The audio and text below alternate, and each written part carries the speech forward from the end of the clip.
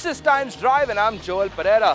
What you just saw was a collection of really fast, really fun cars we've driven on the show over the years, and honestly, we weren't trying to show off.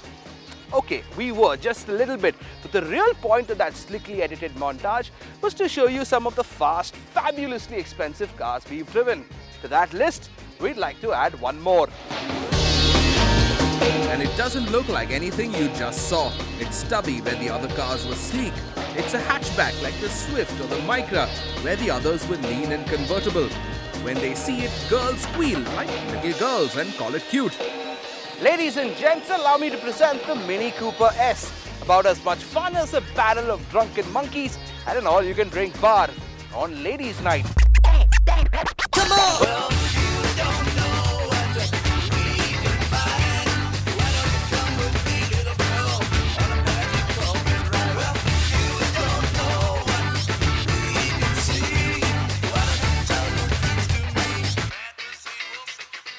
Because when you drive a car that's this adorable, what you're gonna get is girls smiling and waving to you. As a man, you'd like to think that's because of your handsome mug, but it's not. And you should know that. Everybody knows that. Even Batman knows that. 1, 2, 3, 4.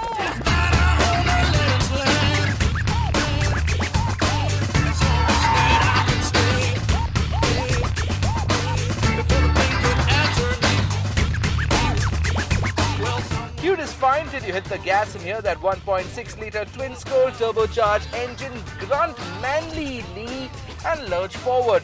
What you're getting here is an astounding 184 HP and 240 newtons. And this is even more amazing when you consider that this car weighs only 1.1 tons. Considering you have a full 184 bhp to play with, the Mini is also giving you these flappy paddle shifters. What that means is this. Switch to full manual and mash the accelerator pedal into the firewall, and this car screams from 0 to 100 in 7.2 seconds, which is just awesome.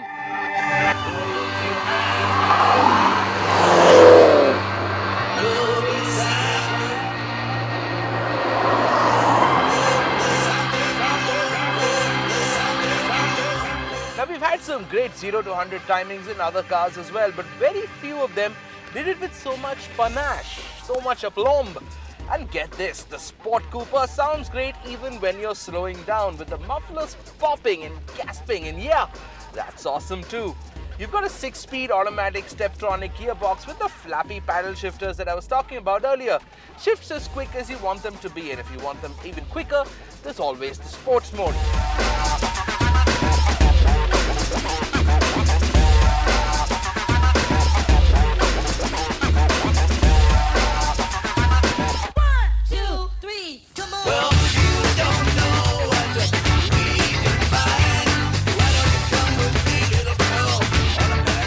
One of the reasons the Mini looks as unique as it does is that this car has absolutely no overhang, with all 4 wheels literally at each corner. Now a lot of cars claim that they handle like go-karts, but with the Cooper, it's absolutely true. This car turns at the speed of thought, and though there is a bit of understeer as is wont with front-wheel drive cars, the Mini Cooper sticks to the road like glue.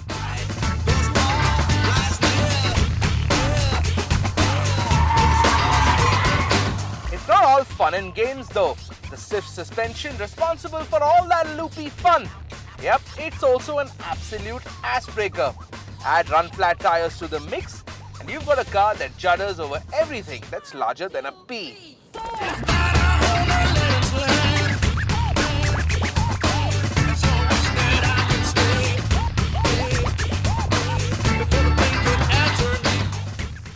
And then there are the interiors, which can only be described as cozy.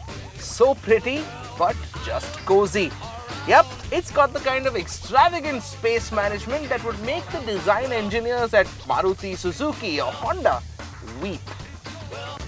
So yes, there is a back seat, but it could have been anything else, like a subwoofer or a pile of old magazines, because nothing else is gonna fit in there.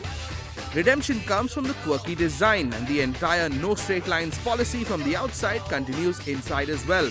So you've got this giant dial, which is also the speedometer, along with all the information you're gonna need. It is at this point that I'd like to share an epiphany with you. What if I told you that 20 years from now, Maruti would completely redesign the 800, stick a couple of turbos in it, and then charge you 20 lakhs to buy the damn thing? What would you say to that? Because essentially, that's what the Cooper is. The Mini was the 800 for British people back in the 1950s, a small fuel-efficient car capable of carrying 4 adults, cheap enough to be bought by anyone. The initial design was super successful, and soon the car went beyond being just another mode of transport. You could have cheap, efficient transportation, and you could do it with style and very nimble handling. Everyone was driving them, right from factory workers and milkmen to rock stars and royalty. 1, 2, 3, 4.